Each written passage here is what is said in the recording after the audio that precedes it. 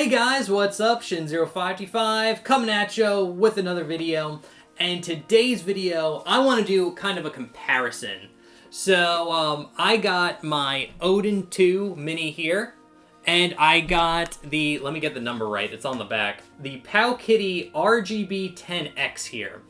And I want to compare this one to this one, but not so much like specs, like comparing like the straight up numbers. I want to compare the price ranges, because this is a $400 handheld and this is a $60 handheld. I got this one off Amazon for about 60 bucks, and I want to compare like price ranges. Basically what you get for $60 versus what you would get for $400, and kind of talk about the price range in between as well. So what you can expect with like if you want to spend, you know, $50 to $60, $100, $200, all the way up to like $400 here on these Android devices. Now, when I was getting into these handheld devices things, this is a type of video that I would like to know, like I would have liked to know. Again, not being like super tech savvy. I would just like someone to make a video being like, okay, this is what you can expect if you want to spend like 60 bucks. This is what you can expect if you want to spend like 100. And we're going to go all the way up to 400. And hopefully this video helps you guys kind of understand better, and hopefully help you gauge like kind of what price range you would want your handhelds. So I'm going to cut, and we're going to go to my desktop there, where I'll really show off what the $60 one can do versus what a $400 one can do. So that's pretty much it. But before we jump in, remember to like, comment, subscribe, share the video. That really does help me out. Other than that, and if you have any questions about anything that I talk about in this video, feel free to leave that in the comment section below. I'd love to talk to you guys about it. But other than that, without further ado, let's get into this. Alright guys, so here we are, and we are going to go from cheapest to most expensive here. So we're going to start off with the this is the Powkiddy RGB 10X. I got this off Amazon. It was about $57, but with like shipping and tax and everything, it came to about like 60 bucks. So surprisingly, when I thought of this idea to make this video, I genuinely thought like the $60 one was going to be crap. It's surprisingly not that bad. So for $60 off Amazon, one of the good things about it is it came with its own SD card. They came with like 10,000 games preloaded on here. And one good thing about this device is it came with everything all set up. So they had the emulators in here. They had the games already on the SD card. And surprisingly enough, it came with a case and a screen protector too, which is really nice. So, and this device isn't that bad. Build quality is pretty solid. I thought it was going to feel like flimsy. It doesn't feel that bad. This is something that I would actually genuinely like play myself. But we'll boot it up here.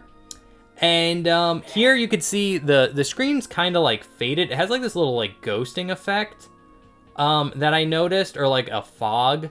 I've seen some people say. But all in all, it's not too bad.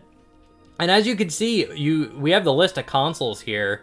And it tells you how many games up on the very top here. So there's 9 for this Neo Geo Pocket, 77 for the Neo Geo Pocket Color.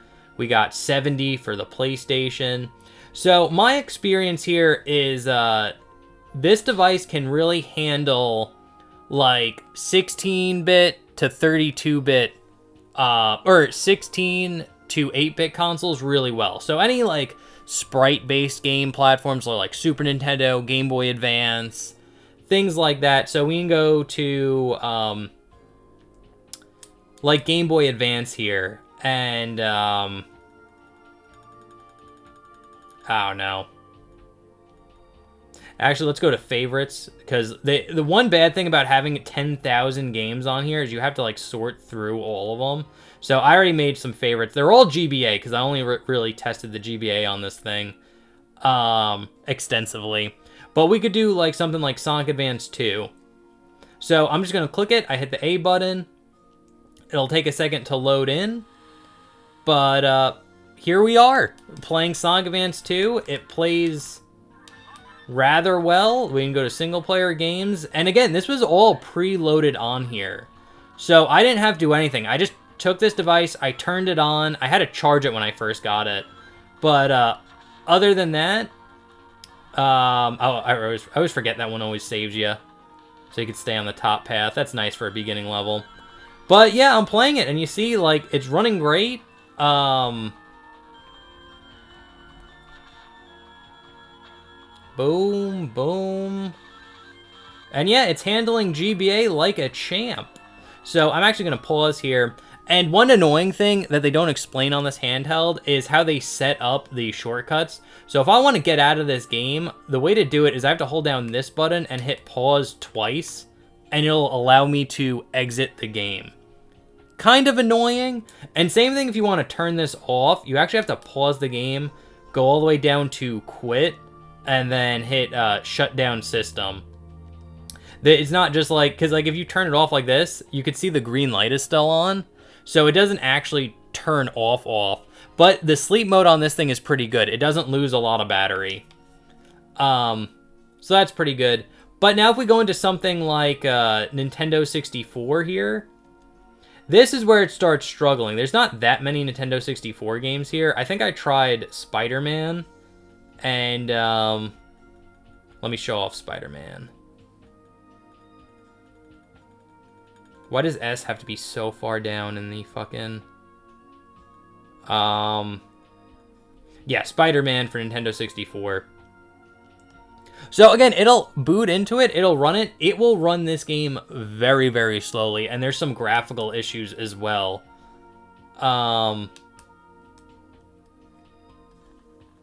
Also, the buttons aren't configured right, so B is actually the A button.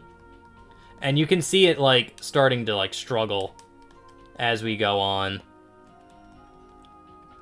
So, again, a $60 handheld will probably cap out around...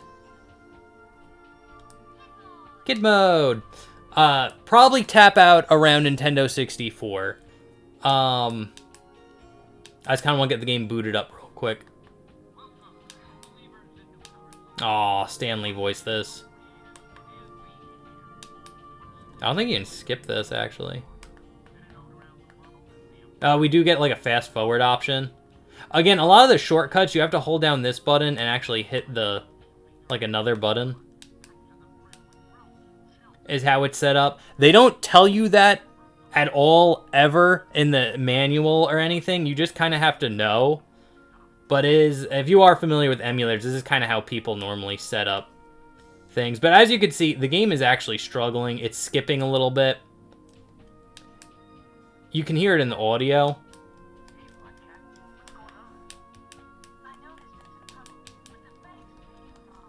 Yeah, you could definitely hear, like, the slowdown. So again, a $60 handheld probably can't... could probably just touch Nintendo 64. And as you can see, we have visual glitches with the health bar there. But the game does somewhat run. You could tell it kind of skips. It doesn't feel super great. Let's fight the first bad guy. How do you hit?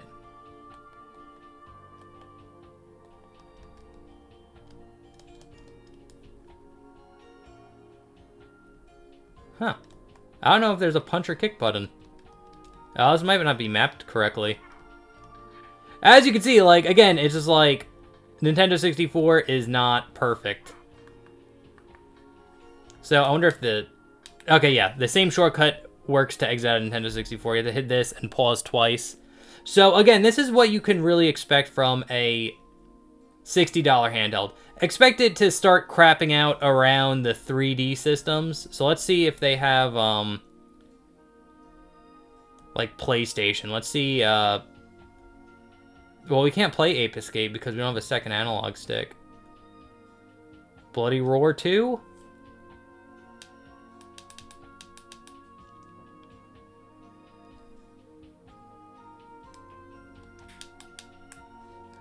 Said there's no BIOS available, but it's apparently playing. Because if there wasn't BIOS, it wouldn't be able to get here.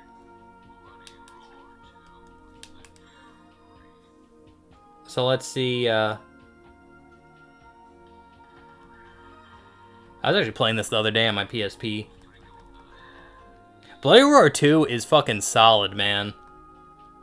So let's see how well it handles a PlayStation 1 game. Oh, it looks like it's handling PlayStation 1 pretty well. That's actually surprising. So I guess Nintendo 64 is a harder emulator to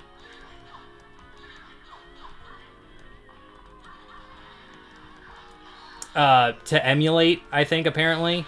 But I guess with this chipset, PlayStation 1 looks pretty good. Now, again, I don't know how every PlayStation 1 game is going to play, but...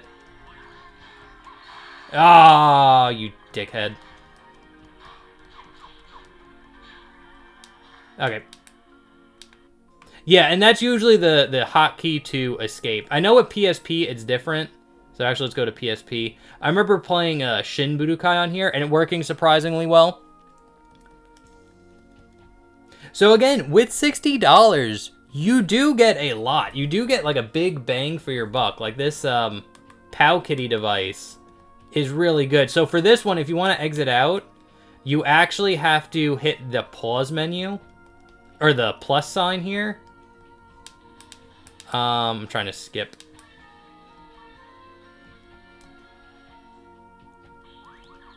Whoop.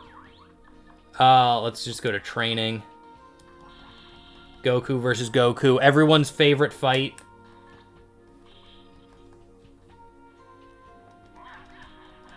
So, again, you could tell it's like a little slow.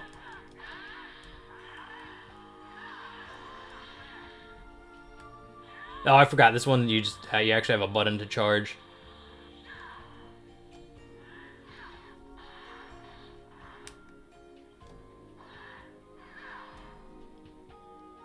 Wow. Boom. I don't think I have Super Saiyan equipped.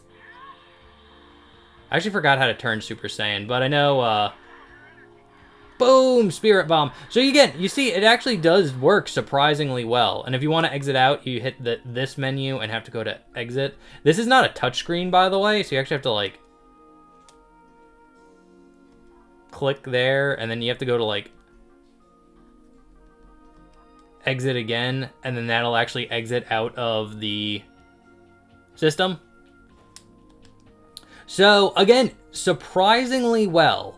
Nintendo 64 doesn't work, but Nintendo 64 is kind of like a harder system to emulate.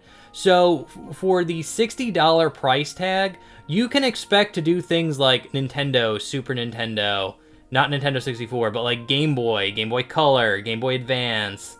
Probably some DS games. DS would be kind of hard on this screen. Just because of like the size, and some games require touch inputs, which this is not a touch screen device, so I could imagine not a lot of DS games work. But like something like Sega Mega Drive, Sega Genesis, Game Gear, Neo Geo, and again we saw Bloody Roar working pretty well. So I don't know how many PlayStation games would work, but solid. You probably cap out at like PSP here because they only have 7 games available. So I'm assuming if this PSP worked better on this device, they'd put more on it. So, but again, being able to play like classics like, this is just all on G-Bay, but like Sonic Advance 1, Sonic Advance 2, Rayman, Metal Slug Advance, like you get a big bang for your buck. And one thing that's great is I didn't have to do anything. I literally just turned on this device and this was all built in here for $60, which is amazing. So that is pretty much what you can expect. Now, I don't have like a third tier handheld that we could bring in here. But something like, I would say like a Retroid Pocket. I know that's like kind of, it's in the $200 range, but going up to like $200 here, instead of like the 60, or even going up to like an $100 handheld, you should expect like, you know, Dreamcast, Nintendo 64, PSP, but going higher than like the $100 one, getting into like the $200 range, you should be expecting things like, if you got something like the Retroid Pocket 5, you should expect PlayStation 2 emulation, GameCube emulation, Wii, but like Wii kind of goes with GameCube, and kind of everything on down. Now with, and I'll turn this one off. Now let's move on to the big boy here. This is the Odin 2 Mini. This is the $400 handheld. And I'm going to turn this on here. And I've shown this off a couple of times on my channel. But what we have here is a handheld that can do stuff all the way up to like Switch and PS3. Now, PS3 is kind of like a caveat. They just released the PlayStation 3 emulator right here on Android, and it's still in, like, alpha or, like, beta phase. So this is really just a, like, test emulator just to see if you can get the games working. So I'll hit Digimon here. I don't even think the game's going to boot up, but the fact that it, like, kind of recognizes it's a game file and actually turns on. Oh, no, it looks like it's booting up.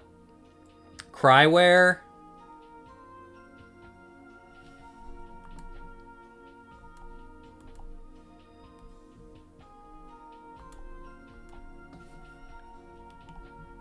Nah, looks like it stopped. But anyway, the fact that like PS3 is so new, but I definitely believe in the future, once the PS3 for Android gets better, it will definitely be playable on a device like the Odin 2 Mini, which is in the price range of like $400. But with this, again, I got all the upper scale emulators. Like this is Cemu for Wii U. I almost forgot the name of it. But I can get Legend of Zelda Wind Waker HD. This works on this device. I could actually get up and play. I'm not going to play it because Nintendo. Same thing with like the Switch emulator. I'll open it, but I'm not going to play any of the games. But this is Yuzu, and the majority of these games work pretty flawlessly. There are some exceptions, and some games don't work quite as well as other games, like Fire Emblem Three Houses kind of doesn't work. Immortals Phoenix Rising doesn't work at all. I could actually probably get that one off. But like Metroid Dread runs, Musashi doesn't actually run that well. All these games run great. I'll only point out the ones that like kind of don't run fairly well, but all these games pretty much run great. The Ninja Turtle games, except Shredder's Revenge, kind of have like some glitchy textures and stuff like that, but they are, I would consider them playable.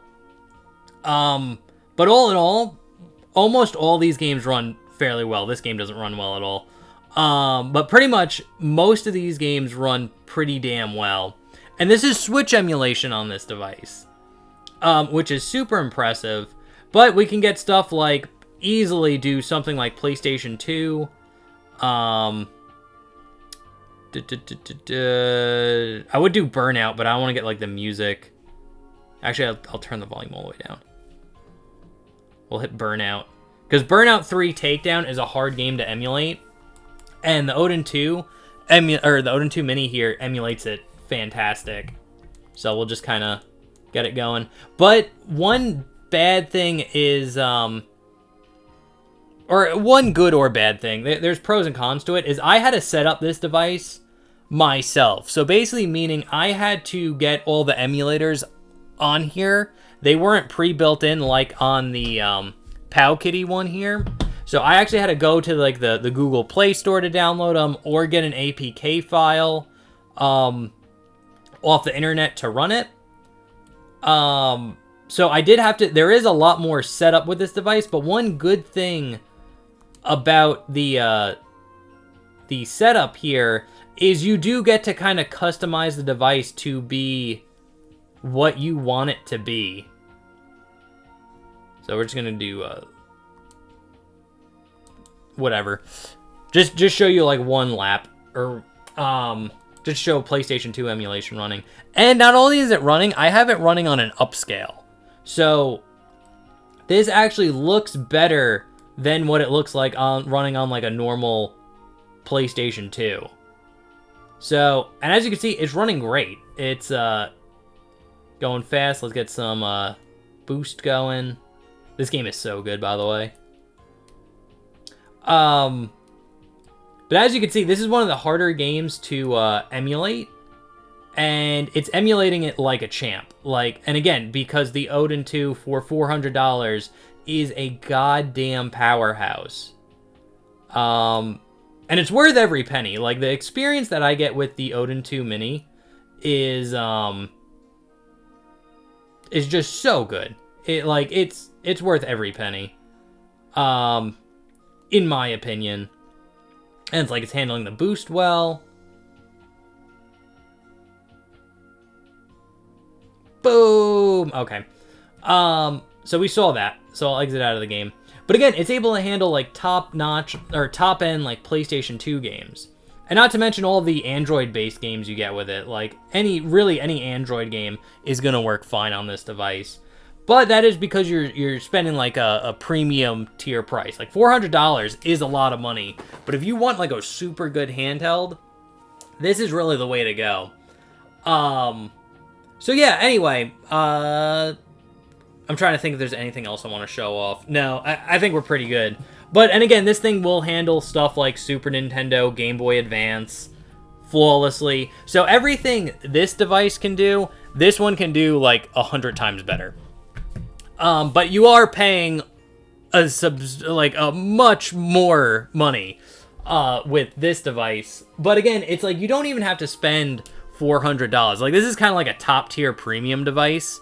Again, getting something like the Retroid Pocket 5 could do the majority of this stuff. You might start capping out on like certain Switch games where like some Switch games would run better on this one.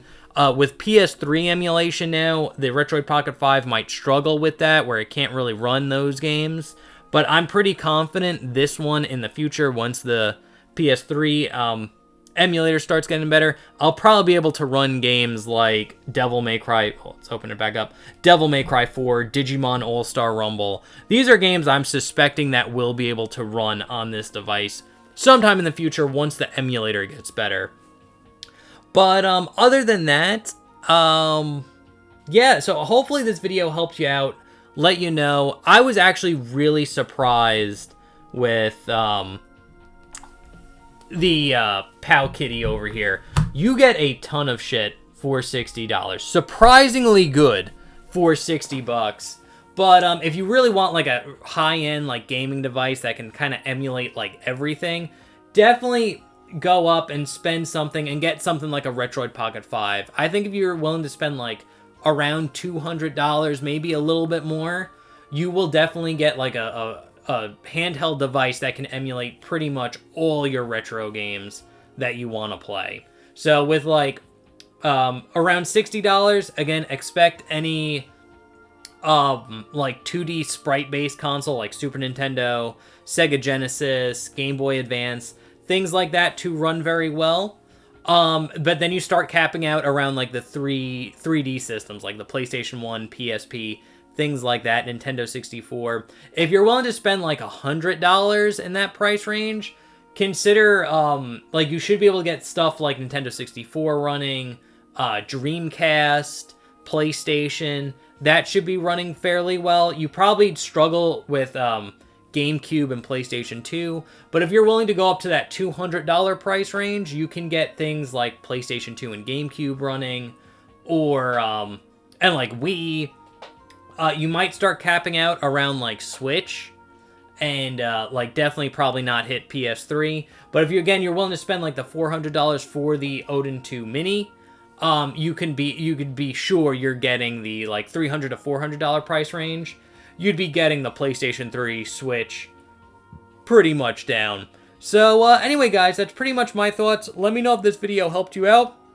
If you guys have any comments, questions, or concerns about these handhelds that I've shown, or anything else, just let me know down in the comment section below. I'd love to talk to you guys about it.